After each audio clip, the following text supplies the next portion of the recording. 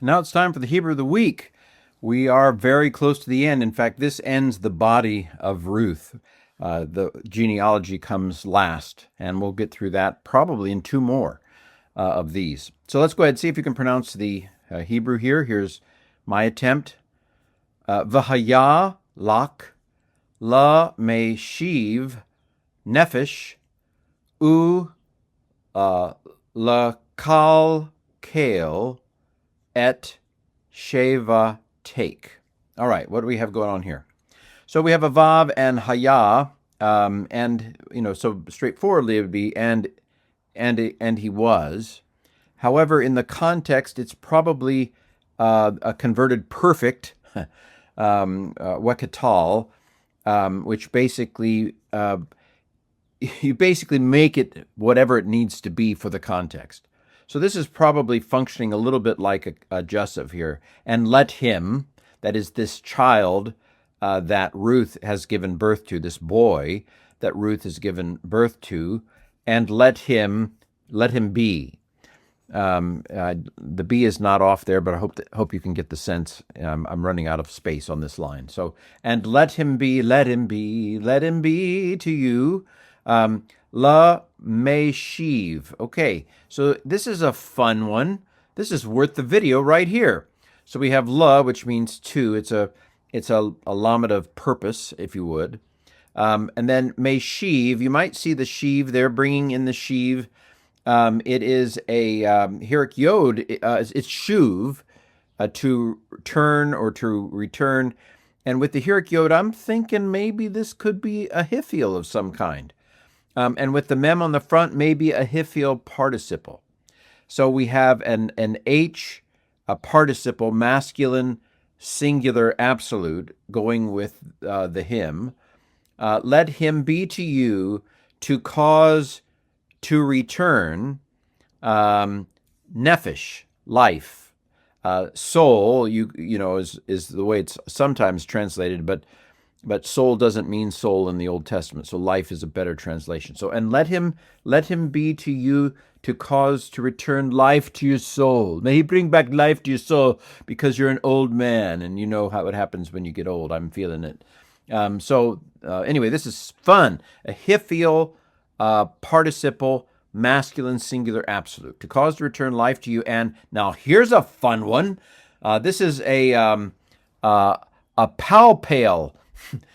This is, hold on a second. Let me get it right. Okay, I'm back. So this is the Pilpel, and the word it's a cool word.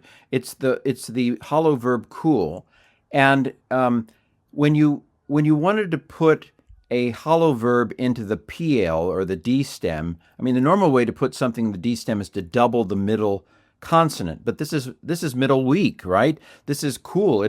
It has a vav in the middle, so you can't double that vav. And so what it did is it doubled, it stuttered and got a little beside itself here. This is basically the Pilpel, pil, as my dad used to tell my children, but that's not important right now. If you wanted to put cool into something like the D stem, you just doubled it. You copied and pasted it next to each other. The vowel there on call is a little puzzling to me because it should be kill, and I like kill. Kill would make sense, right? But this basically to put into a sustained state, something like that, factative. So we've got a lot of neat stuff happening in this verse. So let him, that your new son, to you. Again, I don't know why this is looking second feminine singular, but it seems like the book of Ruth does this repeatedly, that when you would have normally had laka, a second masculine singular, it just abbreviates it as lak. I don't know. Tell me in the notes. Some of you are really good at nailing these little details. So, and let him to you to cause to return, let him cause to return to you life, and to cause you to be, and to put you into a sustained state that is your old age. So this seva, seva, is old age. And then the ka, again, why is this second feminine singular k when it should be ka, second masculine singular? Because I think they're talking to Boaz, right? He's the one there at the city gate. So, and may, this is also, I think, by the way, a converted perfect or a Weqatal form, and we go with it, right? So we let him put you into a sustained state. Let him put into a sustained state your old age, something like that. We get the sense of it, but it's a little rough in terms of coming directly into English. So this was a seva, and hays, the feminine hay often becomes a tav when you add an ending to it.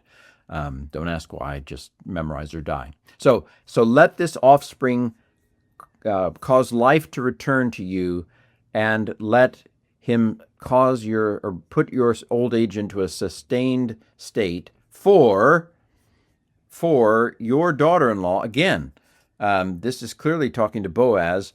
K should be ka, but so this is should be second masculine singular, and I'm going to say putatively it is, but the form k is second feminine singular. Who knew?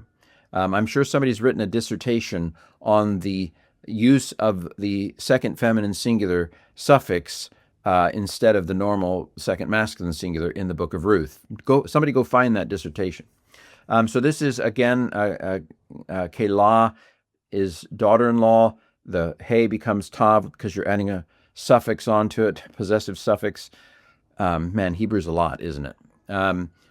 For your daughter-in-law who loves you. Asher is the relative pronoun, who. And then, sorry, I didn't pronounce this line, did I? Ki kalateka, kalatek, asher ahavateka, ahevatek, yalakatu. Okay, for your daughter-in-law who loves you, again, why is it a second feminine singular object suffix looking when it should be ka, masculine singular? I don't know. I have a love for you, though. And then, again, it would have been ahava with a second third feminine singular ending, but when you put the object suffix on it, the hay becomes tav again. For your daughter-in-law who loves you, yaladatu, she gave birth to him. So this is, again, yalada, a hay, which would have been third feminine singular, G perfect. Hold on a second. Okay, I didn't need to put to him in brackets because I'm pretty sure that oo there is him. And then when you added that object suffix of him, it's a little odd for him. Should be either who or o, a holemvav. But again, real Hebrew doesn't necessarily follow the grammar precisely. So this is a call or G, third feminine singular from yalad with a object suffix that's third masculine singular. For your daughter-in-law who loves you gave birth to him. Let's read this last Hebrew line. Asher he tova lak mi shiv a banim. For your daughter-in-law who loves you gave birth to him who, and this is now talking about Ruth, who she, remember Hebrew is a language where who is he and he is she, where she is good to you. Again, why is it k instead of ka? Looking like it's third feminine singular when we know from the context it's it looks like second feminine singular when we know from the context it's second masculine singular. Tova is feminine singular absolute. She who is good to you from 7 sons. So mem, hirik, doubling, nun assimilates, so no vowel separates, and it becomes doubled sheen. So this is from 7, siv a, and then banim is masculine plural absolute, sons. This is the way you make a comparative in Hebrew. She is good from means she is better than.